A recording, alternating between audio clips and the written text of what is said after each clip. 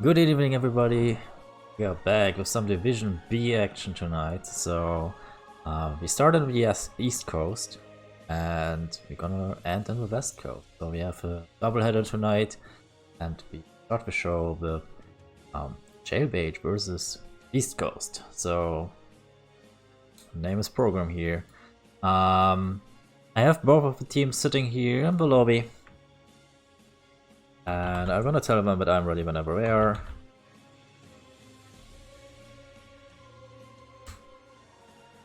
And yeah, so let's have a quick look at the teams here, what it is about, what map are we going to play. So here we are. And the first map is quite interesting already, so we're going to go to Brax's Holdout. East Coast brings us there. Jailbait, they banned out Infernal Shrines and Tomb of the Spider Queen, and the other bands are Sky Temple, Hours of Doom. So, what are the two teams? Where are they in the brackets? That's not loading. Why is it not loading?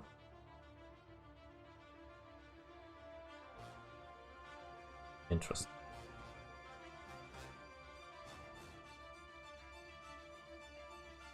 Here we are. Sometimes it just needs a kick. Alright, so Jailbait sitting on rank number 2, Beast Coast sitting on rank number 5, but don't be fooled, there's only 2 points difference between these two teams. So if Beast Coast gets a domination tonight, for example, they move up all the way to rank number 1 and tying with Heroes of the United States. Jailbait, maybe they need 1 map win to achieve the same feat, and if they win 2, they're gonna take rank 1 for sure, no matter what happens. So I put this lobby, not the lobby, the panel, random stuff coming up. So yeah, the two teams are almost ready, I think. Will you give your pet beer a pet for me? Yes.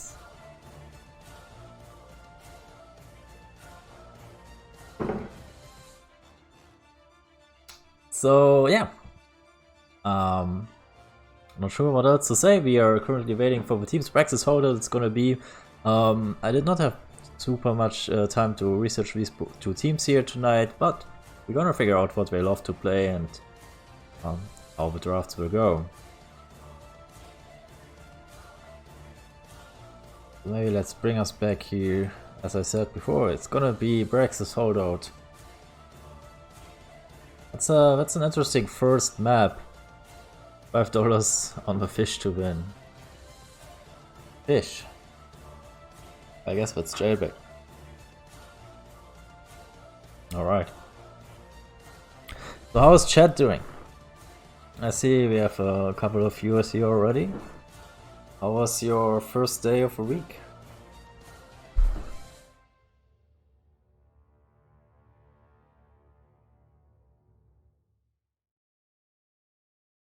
Alright, I have one ready here. And now we are waiting on the other team. So it goes. Gets ready, the other team leaves.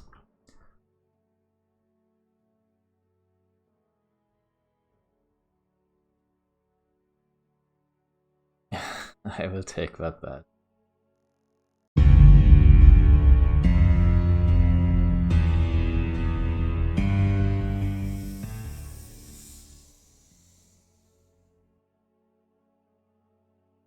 I just Blizzard Box. Just brought back the bigger beer cam for you guys to enjoy. So currently waiting for Jailbait. I'm gonna ask them if they're maybe actually ready.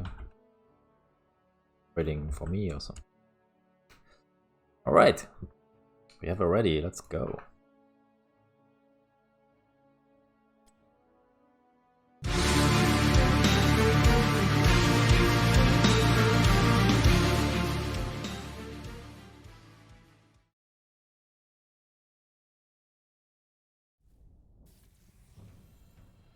And here we are. Alright, Beast Coast picked this map first in the last series too. Pretty sure about that. Okay, well that's interesting. Apparently they like it. And, you know, it's a very unpopular map, so if you are good on it, if you have your strategy on it, that might be a way to exploit the opponent. You'll get that extra edge over them. And get some extra map wins. If you do things like that. And we see Rexa being banned out immediately here, and to run the quick draft on the side of Beast Coast. They know exactly what they want to do here. And let's have a short look into Rexa. How is he actually doing here? In Division B. 60% win rate. Not super popular, so if he comes through, he's doing good. Right, Johanna is the next ban on the side of Jailbait. Let's see. So last ban will be, and then that's the first pick. So I know that Johanna is extremely popular in Division D. Over here in Division B, which I have not casted yet so far this season. Not as popular, but actually pretty similar win rate. Like, Johanna is super popular in Division D, but actually not a high win rate, below 50% for sure. Maybe that changed since the last week or something, but yeah, like she's very popular, but actually doesn't win games, so that's pretty interesting. So maybe she's just overpicked in the draft, and when you lose the last or the tail end of the draft, maybe that's it. No Fox this time. Alright, Sylvanas is the first pick on the side of Jailbait. And let's lock that in. And we have an Anna as the heals. That's a lot of sustain heal. And an Uberak for the fast rotations from top to bottom, or from bottom to top. Can borrow under these walls to make it a little bit quicker. So it's something to watch out for. And it is Jailbait's turn here for the 2-3 punch. It's gonna be Stukov and Malfire. So, I mean, Malfire, obviously the solo laner. I would be extremely surprised if he does not go into the solo lane. And Stukov as the heals. Both teams go with a high sustained healer here into this matchup, which is probably a good idea to do on Brax's Holdout with these very long fights, which can pretty much drain every healer out of his mana. They are just being banned out here, so that makes a little bit of a tank choke going. 4 tanks being banned out right now.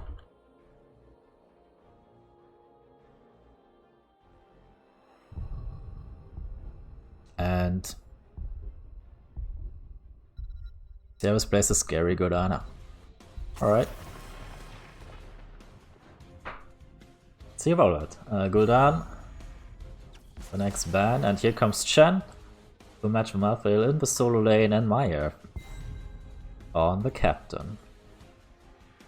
At least for now.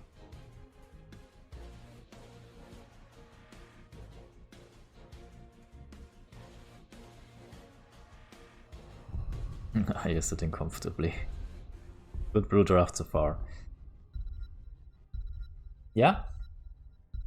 I'm pretty happy with both of these drafts so far, and actually we see Ufa main tank, which is something which comes back again for whatever reason. And where's the Kerrigan? So that is a lot of close range damage on the side of Jailbait. And how are they gonna answer this here? So maybe some range damage here. Or are both teams just going full ham? Oh, there's the Kel'Thuzad. Alright. I like it. Kel'Thuzad is actually, I think, pretty decent on this map. Actually, there was a little bit of swap going on. Double swap back. Okay, so Fragesteller and Galaxy, they are switching. Besides that, everything else stays the same. Oh, actually not. Mega Muffin goes on the Chen. A lot of switching going on here. Secret goes on the Kel'Thuzad, so both teams showing their flexibility here.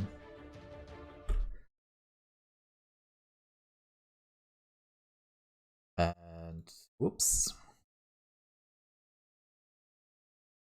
Hang on here.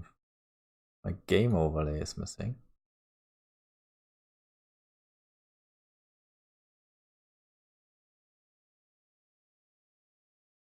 There you go. Sometimes it just needs a kick. Alright. But we are here. Loading into the game. What is this draft? None of my have blades instead.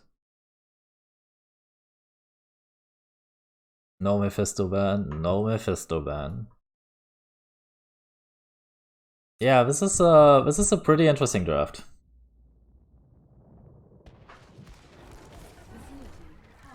Alright, but let's introduce the team. In the blue, it is H2O on the Uther, Fragesteller on Stukov, Kobo on Malthael, Galaxy on Sylvanas, and Kafon on the Kerrigan. Here we are, like all spread out.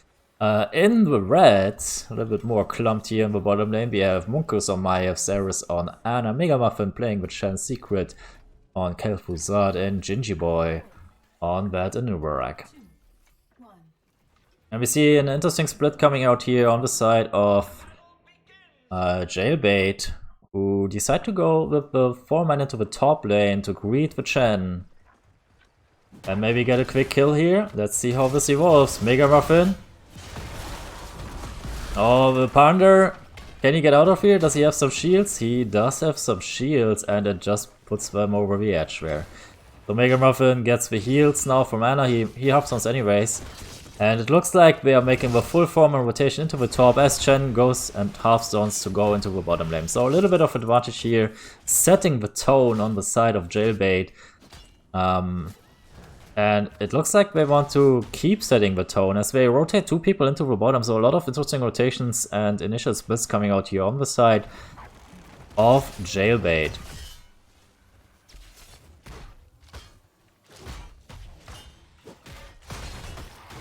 Is this the game where someone runs it down? Oh, Ulfa goes down here in the top lane. And Beast Ghost, they might be in run it down mode. They're already knocking on these doors. And keep in mind, we have some changes in Brexit, so now the beacons will work like the ones on Dragonshire. And also the Zerg waves are behaving quite differently, spawning new Zergs as they go towards the wall. Also more damage towards heroes, less damage towards the structures. Zul main tank will not work. Well, they don't have a Zul main tank, they have an Uther main tank. Oh, Anubarak is getting pretty low here. Now it's Maiev's turn to get low. She teleports out of that one. So, both teams holding 1 beacon each. And H2O needs to be careful here. Rufa is getting ganked upon. This Globe Greed might cost him. Actually, Kafron in trouble. They do get the channel, and this is 10%, 12%, and a little bit more, because as I said, the beacons, they work a little bit different now. Oh, they wanted to get on that point to get even more channel out of this, squeeze out a few more percentages, but now they might be actually in trouble. Nice double heals come out. In the meantime, Chen is destroying Malthael in the bottom lane, but we stay on this fight. H2O, so low, gets the heals however. From the Stukov and from himself. Beacon is now channeling. Monkus very low, has to retreat here. And this is 22% channeling time for both teams. This is wild, I dig it.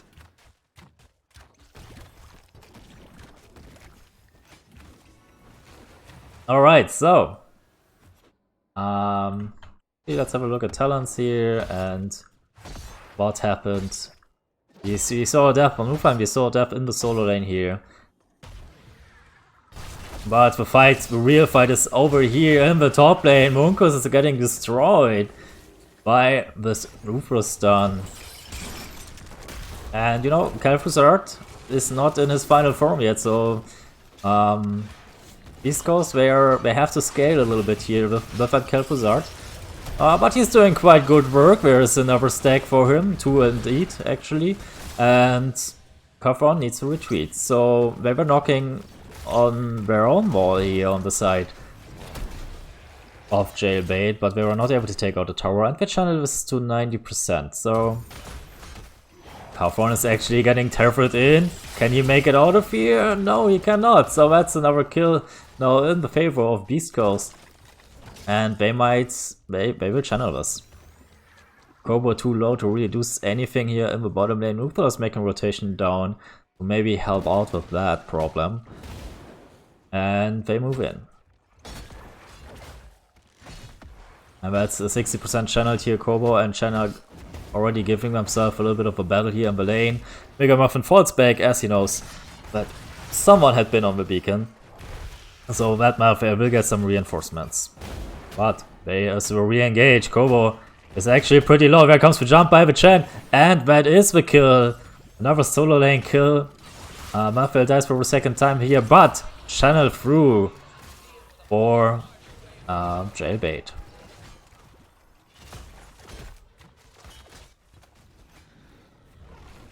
If only Malf knew the point was free.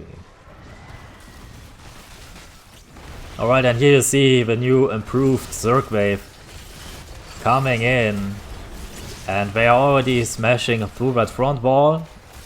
You will have a short look for Malphite and Chen doing down there. But first let's see how the stun turns out. They have their target on the Nubarak, and he's gonna fall. They dive behind the fort, they get the tank down. And Monkus is now in trouble here. Jailbait, they are not impressed at all by Beast Coast. Weird map choice, you might say. And in the meantime, Chen is working on that Malphite in the bottom lane. Behind the fort, you might say. As long as there are minions, all of that is fine.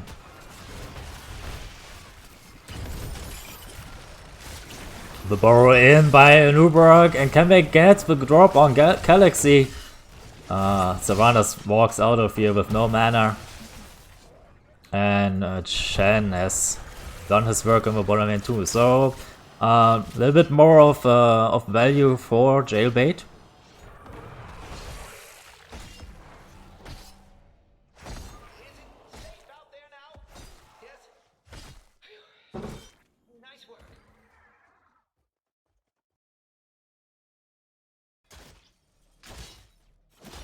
And yeah, both teams settle down a little bit. Now it's camp time as usual after the first objective.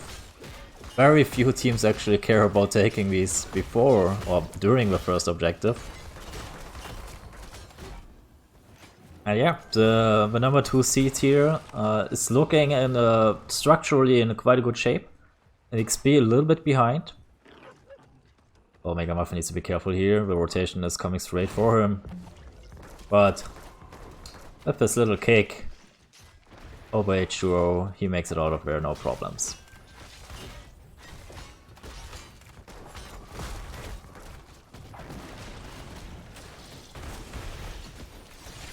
Oh, here's the drag however on Kel'Thuzad. Can we get the kill on him? Secret 3-3, he turns around, he lands his combo, and now suddenly everybody is low on the side of Jailbait, and that is 2 quick kills. And level 10s are coming in here too. Shadow Fisher, we see the Warden's Cage, the Little Pandas, and the Nano Boost and the Cocoon. So level 10s in place, and they get to find themselves another kill here. Beast Coast, they want to topple the number 2 seed. And they walk it down here with that camp. However, Kerrigan has something to say about that. Ubra the follow-up stun. But they walk into a little bit of an ult here by Kel'Thuzad. And now it's chase time, it seems. Both teams disengage finally. Chen in the meantime having a fun time over here with that camp in the top lane. cleaning out the house there. So, ultimates on the other side. On Jailbait, we see the D-Shield, we see Wailing Arrow, that's Maelstrom, Last Rites, of course, on Malthael, and Bischoff on Stukov.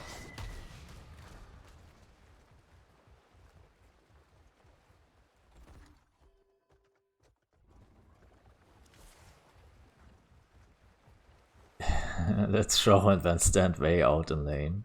An interesting decision. Okay, both teams are now circling around. I'm waiting for this objective. Like, Malthael has already channel top. And this is a little bit of channel progress, 4%. It counts. Oh, Borden's Cage engagement here together with the Cocoon. And Kafron is in trouble. Silence, however, saves the day. Where's the Bischoff on Chen? Chen is at the end of the world, but let's stay here. Oh, the combo from both teams. Kerrigan and Kel'Thuzad, they are not taking any prisoners here. So in the end it is Kerrigan and Ufa who fall first. But both teams are kind of low. Here comes Earth, Storm and Fire.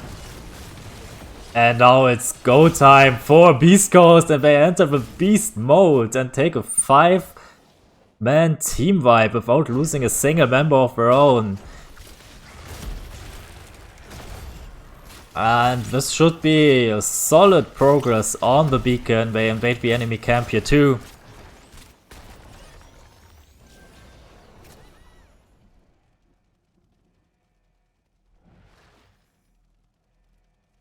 And so how much percentage do they get out of this? It's already channeling up to 40%. I mean, it will be 50 for sure, even if somebody steps on it right now. H2O is on his way. And yeah, so this will be like about 70%, 66 in the end. So that is a solid progress. Malthael is in the top lane. So they are swapping beacons around here, both teams. Level 13 advantage for Beast Coast. And we take use of that. It looks like they are actually just going for structured down here. Mega Muffin gives that minion a slap. And keeps moving with the team. Where's the Cocoon of a Kerrigan? But where's the rest of the engage? Now the team is here. The Divine Shield on the Kerrigan is together with a Maelstrom. And that is a lot of damage. The fight is all over the place suddenly. And it's Sylvanas who falls first. But they do get the counter kill. Boss is activated. Takes 2 members down. Kerrigan and Kel'Thuzad. And here's the 5th kill in this fight. 3v2 situation right now, and they probably will get the Ufa here too. The question is, can they trade out somehow on the Maiev? No, it doesn't seem like it. H2O should fall here. Oh, the stun barely misses. Oh, the self-heals, can you make out of here? Can you maybe even get a counter kill? No, he goes down.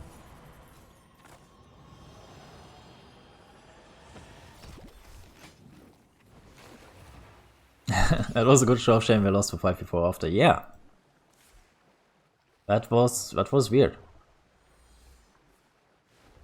Game sounds are really low. Actually on my headphone it's super loud. So I can bump it up a little bit. Other people are saying it's okay, so let's see what others think. Oh, that there is Kerrigan already gone here, eating the full combo of the Kel'Thuzad. And now it's chasing time on the side of Beast Ghost. Earthstorm and Fire is coming out. Oh, another big combo by Kel'Thuzad. That's the second kill. This is 19 to 4 kills right now. This is Beast Ghost taking 1 kill after the other, and they have this keep and bottom lane in mind. They want this down. Only Sylvanas is here for the defense. Actually, no, they do go for top. I'm not sure about. I think they should have tried to get the bottom keep down. They could have made a quick vanilla push there, even without minions. Carphon gets a drag and the stun. And we are looking at this keep here. Munkus with the Warden's Cage already there. Nubrock comes in. No Cocoon available yet. They have used a lot of ults in the last fight. But they don't care, they just go for it. Malphite is dead already. Maneuver Arc with another double stun here and the Impale afterwards. Fragesteller is in trouble, the drag back by Maiev, and they find themselves another kill, 22-4. Like Beast Coast making a clinic out of this game, and they run it down in the end. Core is already down to 50%, and this should be game. Beast Coast taking the first map off of Jailbait, the current number 2 seed in their division.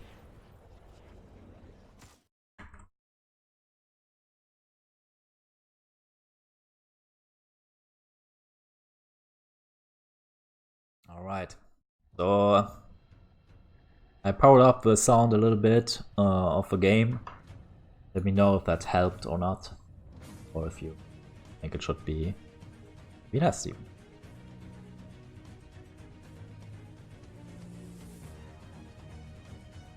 It's basically just like Zura said, KTZ started the game, completed his quest, and ever since then every fight has gone on Beast Coast. Yeah, I think that's a valid assessment of the situation. Right. That was a solid first game. And remember, it was the map choice of Beast Coast, so they came in with the plan here for Praxis Autos. They picked the KTZ and they executed. So let's update the score.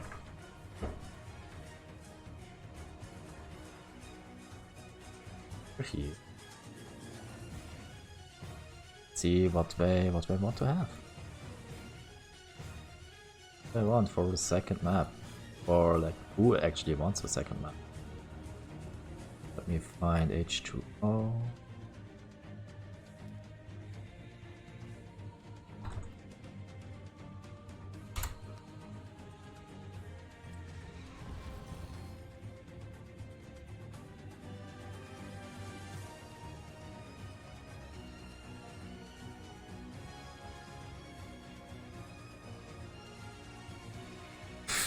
Okay, not sure why that was omitted. Or because of Jailbait. Oh, these bots. Why do they always hate me? Should code them better. Yeah.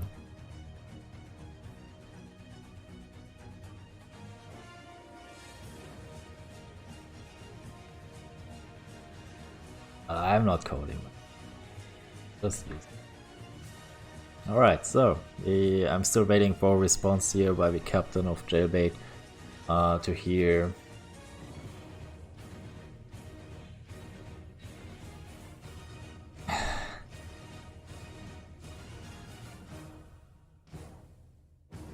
eating them. So that's probably a good idea, yeah. But what good can come out of a bot when you only feed them all day?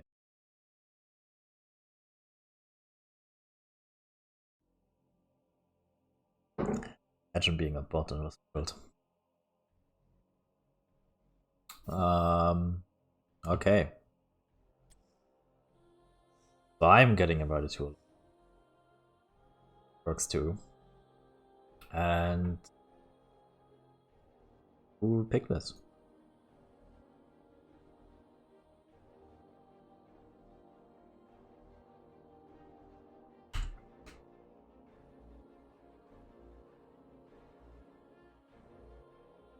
So I know which map it is, but I don't know is.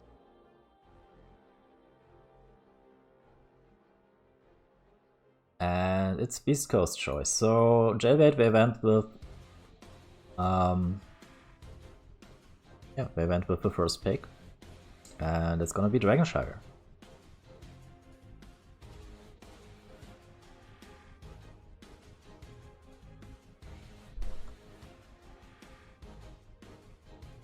See if there's any changes in lineups. It doesn't seem so. No. Body here as before.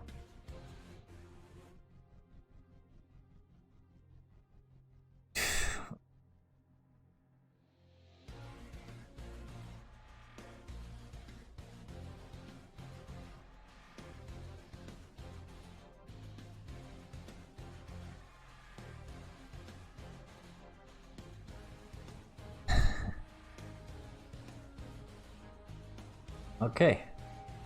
So I see you have fun with the bot. Keep having fun with the bot. It's all okay. The gamers. That beer better be gone by the end of the stream. Oh, it's gonna be gone. Yeah, I mean, it's a double header. So we are in here for for another 2 hours minimum. No worries about that. That game lasted longer than the last stream.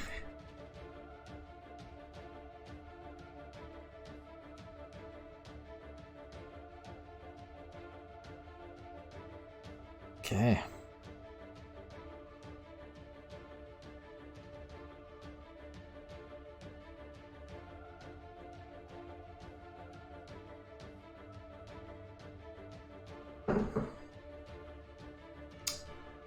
But you know,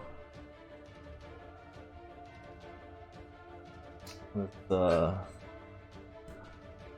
it's like magic.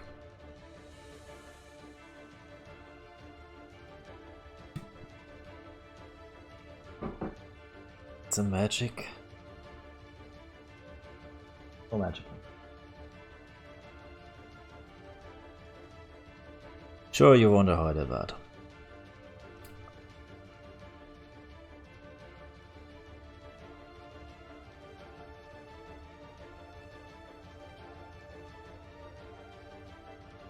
Get ready for Zool double soak.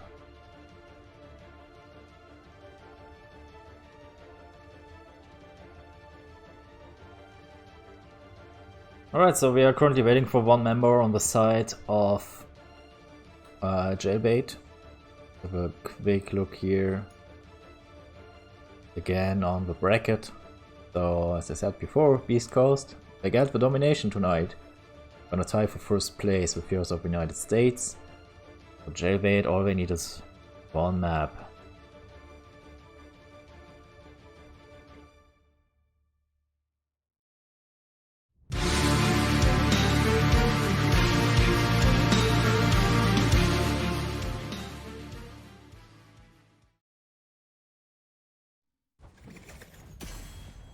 Alright, Dragonshire it is. Let's enter the draft.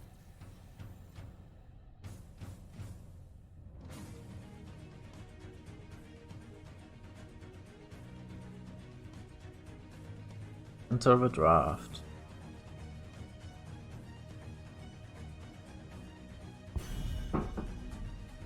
Right, so that was it. But we are in the draft, finally. Alright, so last game we saw what did we see? We saw Johanna ban on the side of Jailbait. We saw what else did we see? Can't quite remember. Oh, there was a Johanna for sure. Was we ever? Oh, Rexar. Rexar was we ever banned there. So on Dragonshire you might do the same. You might ban Rexar again. Oh, they didn't like the Maiev here in that last game. And I don't blame them. Maiev did a lot of work. And it looks like Beast Coast will stick with the Tirana ban for now. Now what's the second ban on the side of Jailbait? Are they adapting a little bit more to their opponents? Yes, they do. They take out Chen. I mean, if you play Chen on Brexis, you might as well play him on Dragonshire 2. Malphite is being banned out here, so I didn't see much of a problem with the Malphite from the perspective of Beast Coast. So I'm a little bit surprised by that, but doesn't matter. Flagsteller again with the Sylvanas first pick here, but he swapped last time, so yeah, might happen again. The Stukov pick away on the side of Beast Coast, so they are taking a lot of pieces away through these first picks and bans, which their opponents have shown in the last map.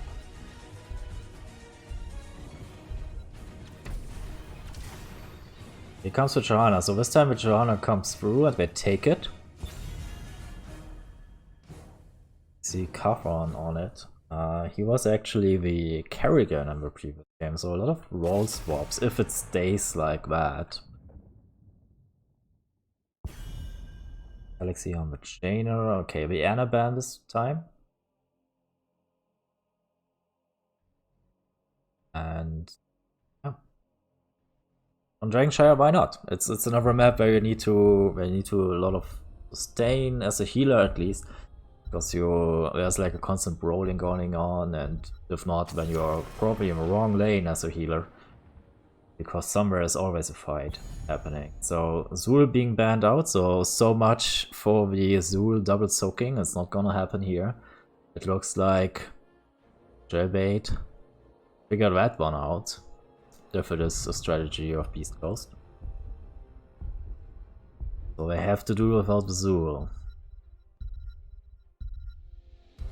And you know, maybe the Malphite was hinting a little bit at that with his improved mounting speed. He can out-soak with Zul double soaking, or maybe at least keep pace with it. So maybe that ban gave it away, maybe not. If I ever planned for doing so.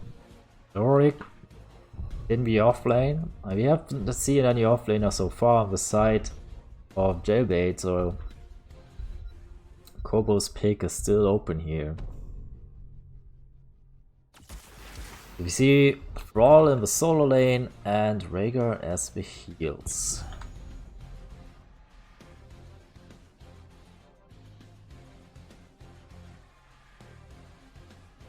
Sitting at a solid 56% win rate in Division B. He's a good guy. I like to play him too. Mega Muffin here. The previous game he was with solo laner. Now he's with Vala. Alright. Let's see if there are any swaps being made here. It looks like this time Fragesteller is actually staying on with the runners.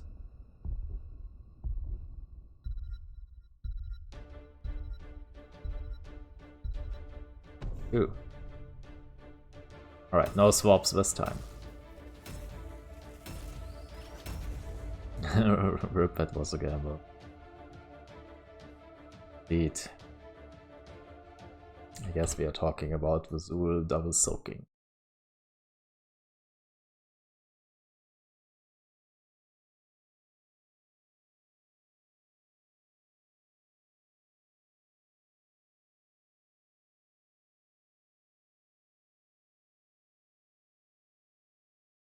So, Beast Coast, they can close the deal here with a domination. They would go all the way up, even overtaking Jailbait, number 2 seed. And yeah, Jailbait, they of course want to win a map of their own here. Power of a first pick in the draft. And in the blue, it is H2O on Rhaegar, Fragesteller on Sylvanas, Kobo on Thrall, Galaxy on Jaina, Cuff on Vajrana. In the red, meanwhile, Monkos on Gul'dan, Ceres on Stukuf, Mega Muffin on Bala, Secret on Leoric, and Gingy Boy on the ETC.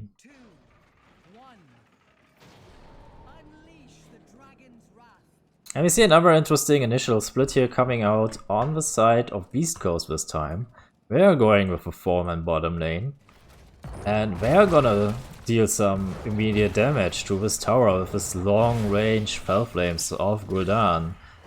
And certainly do that. Also Mega Muffin throwing out his skills there. And a little bit of damage on that tower, nothing too much to be concerned about. But yeah, they are establishing here the bottom lane, and it looks like Leoric has to double soak nevertheless. Even if he's not a Zul.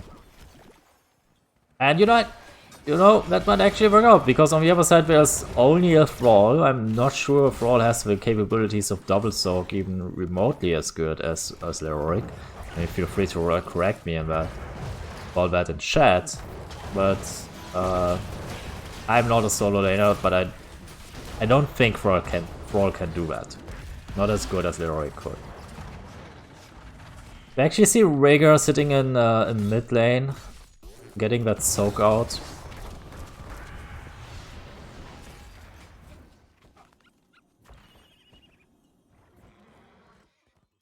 Leo's lower pre-4, but he's still massively outsoaked, so we have to win before my end or Kamsar to have a chance. Alright, quick siege pick up here on the side of Beast Coast. And the immediate invade on the enemy camp. They don't even care about the bottom objective. They just go for a second siege camp here, and they will get it too. Vala, however, is going down. Gingy Boy, can he make it out of here? Or he is going back in to get a knock on Kafron, I think it was. Oh, Kafron is poisoned to death but gets the heals. In the meantime, Thrall is taking out Leoric here in the mid lane. We are missing that, but Fragesteller is now in trouble. Get out. And yeah. So they continue the siege here in the bottom. Kafron is in trouble, gets silenced, but has enough hit points to sustain that. And they're just keeping the pressure up here in the bottom lane. Leoric is in the top. He could theoretically channel that objective, but they don't care because they are not even wondering about the dragon here. They just want this front wall to be gone. Kafron pretty low, but is doing his best to try to get something going here for his team so that we can get some damage on this 4-man. And in the end it is a trade here, but it might not be an even trade. Sylvanas goes down too, and that's a 2-for-1 in the end. Level 16s are being locked in by both teams, and Kafron, like, he doesn't know, should I go back, should I stay? I mean, you cannot blind a Gul'dan, so I would say probably just leave. There's not much you can really do here. That Gul'dan is gonna take out this fort if you're here or not. And yeah, that's it. That's bottom fort gone. And East Coast, they have now channeled the top lane. Let's have a quick look here at the soak. Actually, a little bit of an advantage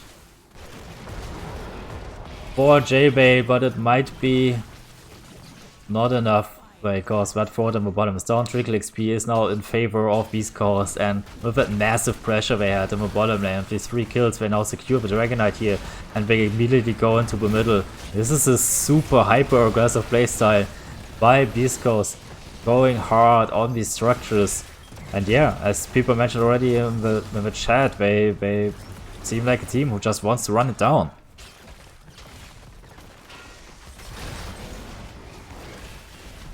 And, you know, maybe, I mean, if you see it coming, that there will be a 4-man push bottom, but wait a second, here goes Sylvanas down.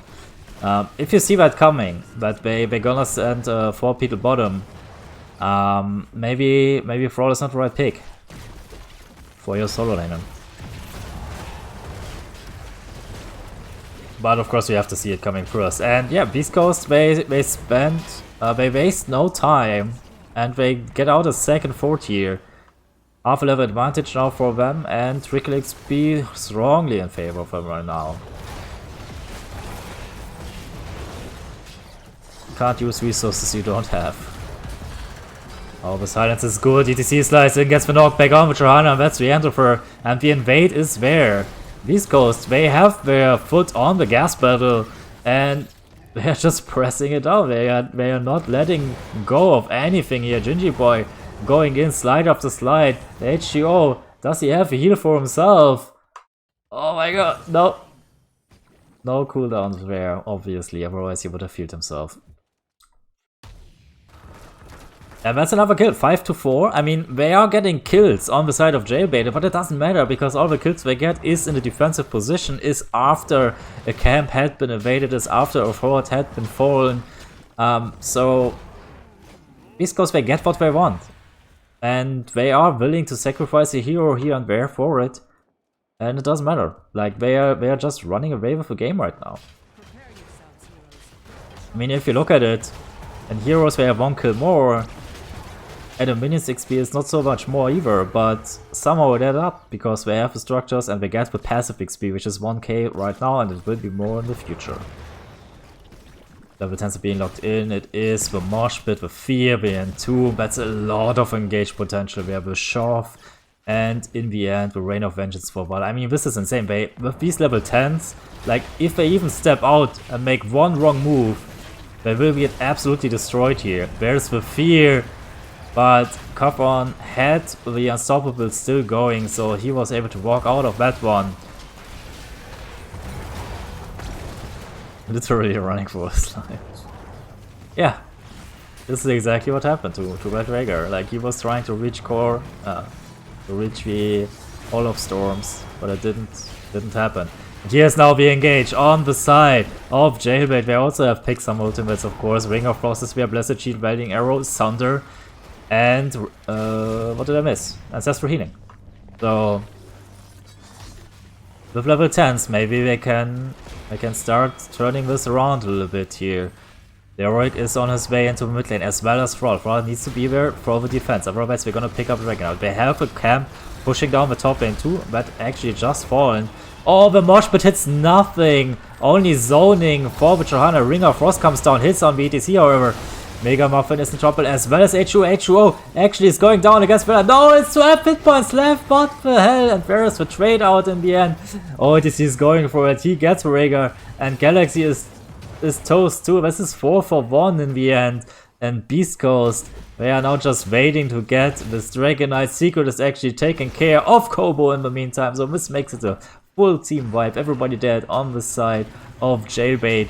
And I mean, this is the number 2 seed in the division, guys. I mean, East Coast is really showing a very strong performance here tonight.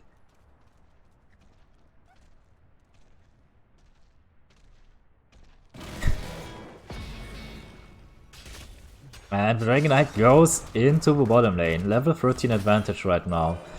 Oh, there's the Fear on the Sylvaners.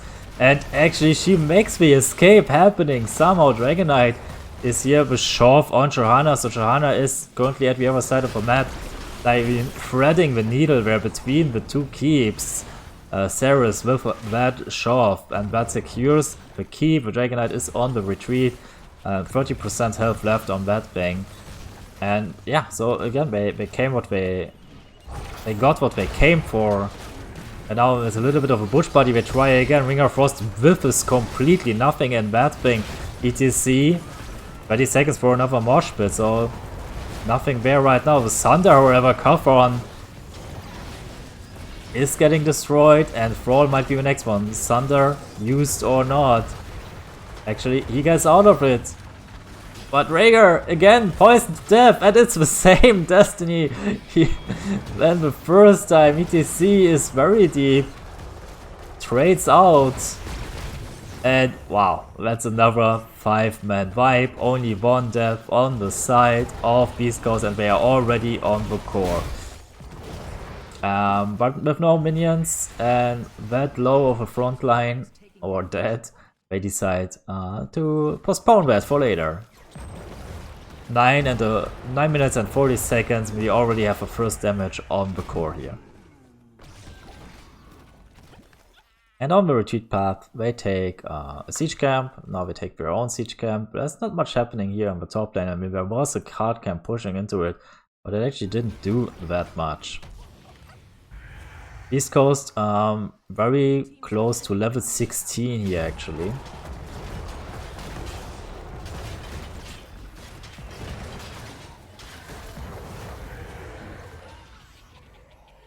And they are just painting the map red right now. And yeah, that wouldn't be a surprise if we just go for the next structure here in the top lane to get even more map control.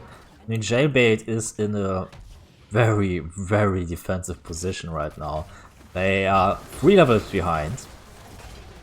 They have nothing on the map. I mean, they only have that 1 fort at the top, and they are about to lose that right now. And I don't think there's anything they can do about it, except fighting down a level tier. A talent tier, and Johanna is actually going for a big flank here with a Blessed Shield engage, There's Ring of Frost, but the Thunder actually leads to Valor getting out of that one. Here comes the Mosh Pit or ever 1-for-1. And with that Mosh Pit they get another kill. Cuff on H2O so low. I mean, it was down a talent here and it had been showing. In the end it is the 3-for-1. And that means another Dragon Knight in favor of Beast Coast, and they will probably go for core with this one. I mean, the way they had been playing until now. Yeah, Stukov. Okay, they're going mid. It seems like they're going mid, okay. Again, Hardcam top is doing something, but not really of any concern in the eyes of Beast Coast.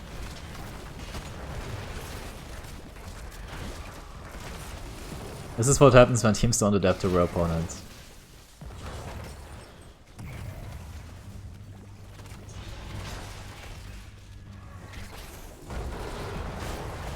Johanna with the Iron Skin.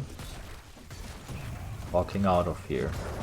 Level 15, so still a long way to go until level 16 is available for them here. On the side of Jailbait. Can they make the defense happen? It looks like they're gonna lose this keep. There's a little bit of engage however on this Johanna. Dragonite. Oh, kicks away the only feared target. Jaina, this keep is still standing, but will it stand in the end? It looks like they make the defense actually happen here. There's Ventoom with this. Munkus on trouble. Kobo is on that Gul'dan. Ring of Frost. And again, like this was weird, like this interaction between Thunder and Ring of Frost not really working out for them here. Not getting much value from this Ring of Frost, and now it's Beast Coast with the counter engage. Secret leading the charge. Brawl coming in from the flank, but will it be for any good? Kobo gets immediately blown to pieces by Gul'dan and actually falls to Vala in the end. Good route. And I mean, that's 2 kills in favor of Beast Coast. And again, that was talent tier down. I'm not sure they had to chase there on the side of Jailbait, but on the other side they also have to make a move at some point. Maybe it was not the best time to do it right there. And core is down. Beast Coast with a 13 minutes and 34 seconds. Horrifying value, yeah, indeed. Wow. What's going on here? So, yeah. So I was a little bit concerned that maybe, maybe these games go long and I'm not there for the double header time, but Beast Coast, they make 2 quick games here. And yeah, we definitely have time for an interview, so let's get someone in here on the side of I'm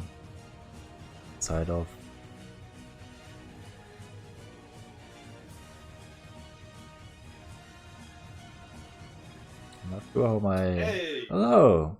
Alright! How are you doing? Doing great. How are you?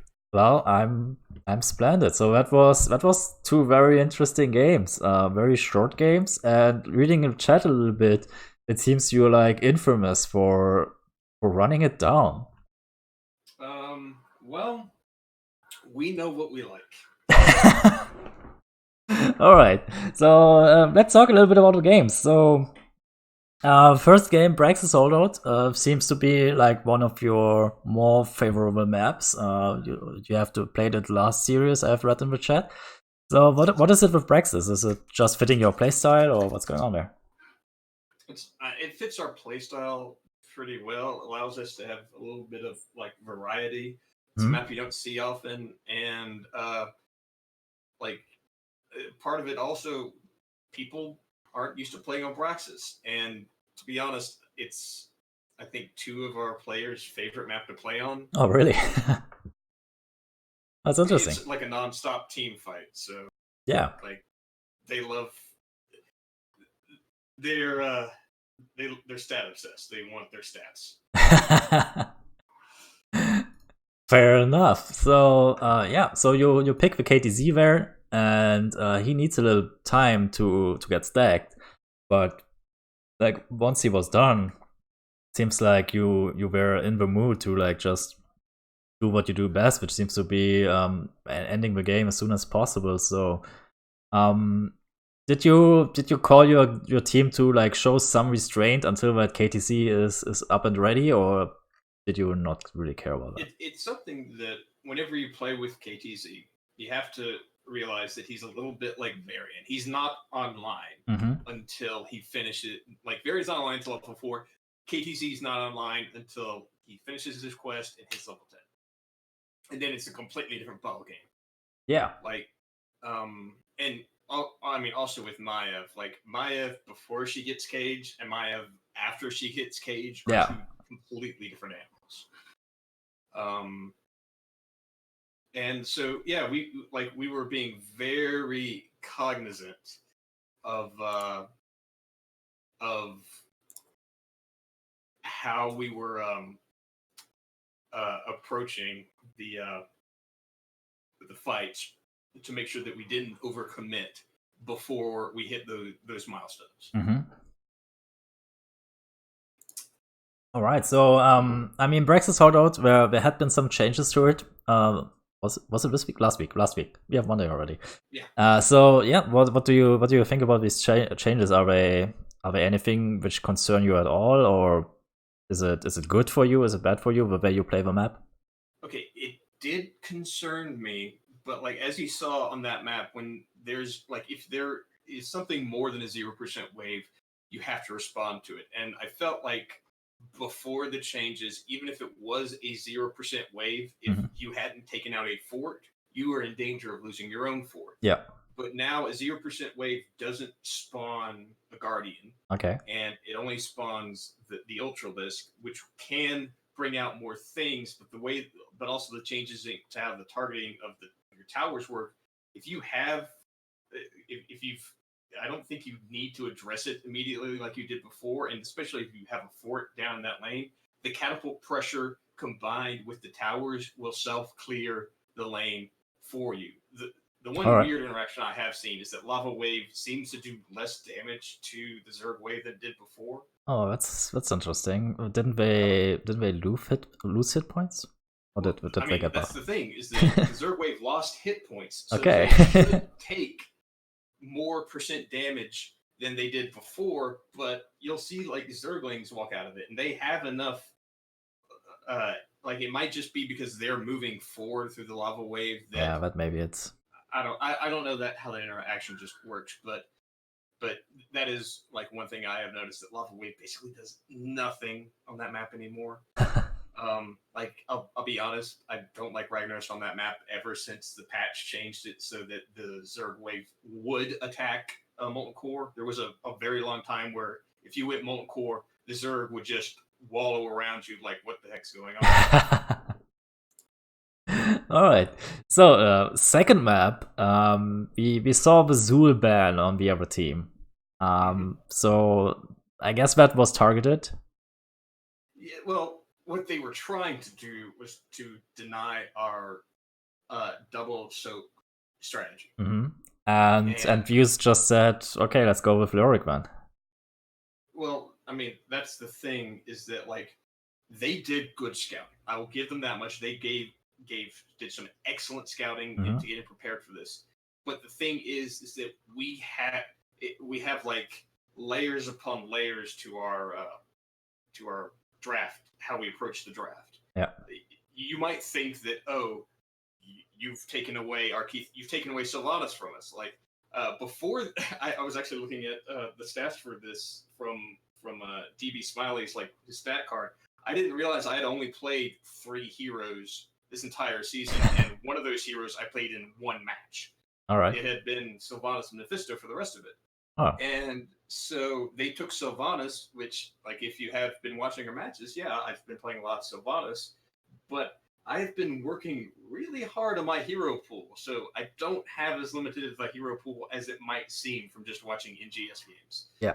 And I know that concerning the Dragon Shot game, Mega will kill me unless I point out give him a shout out and point out that he absolutely tanked his KDA stats in getting us that game.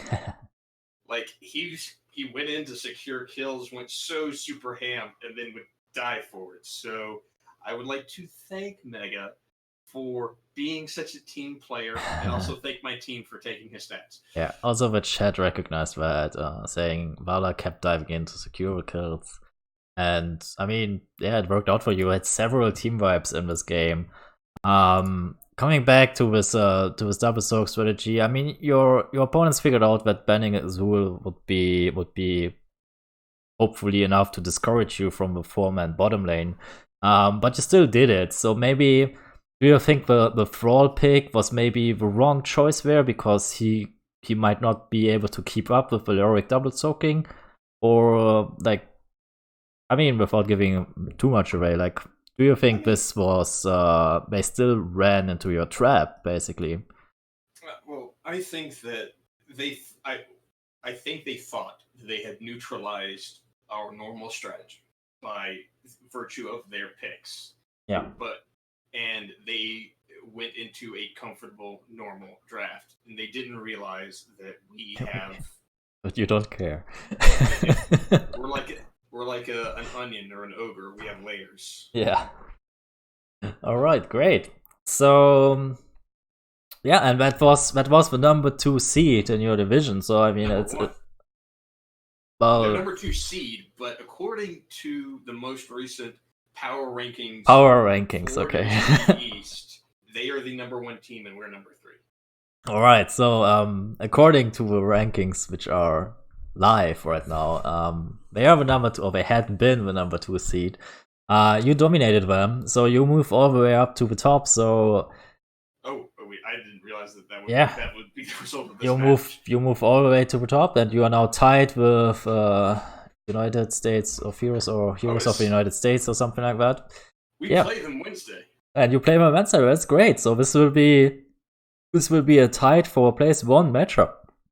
So you hear that, all your casters down there? I mean, this is the match to cast.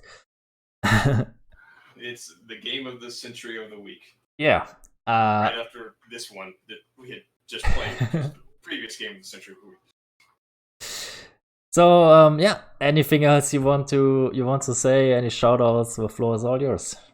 I'd like to give a shout out to my team, of course, Mega Muffin, Jinji, Sidley, Cavalry at Rest, Super Goat, and especially Fox and Secret for both being very patient with me and for working with the team and doing an excellent job with us in these last 2 games. They've both really stepped up to the plate, and I really want to acknowledge that and give them both a good shout out. Also, we give a shout out to our sister team, Arrogant Nephilim. We've also been working with Arrogant Nephilim really closely these past couple of days to try to help them out in any way we can to give them our own secret strategies and whatnot. So we're looking forward to seeing their game. I believe they're playing tonight, and everybody should catch that tonight. And I'm going to go ahead and give a shout out to Jailbait. They played an excellent series. They did a great job of scouting and had some very good picks. And a shout out to Hodis, who we play on Wednesday, because I am super looking forward to that match as well. All right. So yeah, thank you for dropping by, answering some questions. And yeah, see you next time. Thank you very much. Bye-bye. All right, that was Monkers from Beast Coast, as you can see on your screen. And yeah, I hope you guys enjoyed the series. So the next one is starting in about 25 minutes. I will go offline, but be sure to come back in 25 minutes. We will go live with the second series tonight, which is, let me look it up really quick so I do not make this wrong. Where are we here? So the second series is Deviled Kegs versus Regen Blue. So Division B West Coast this time. And let's see what they can offer. See you on the other side.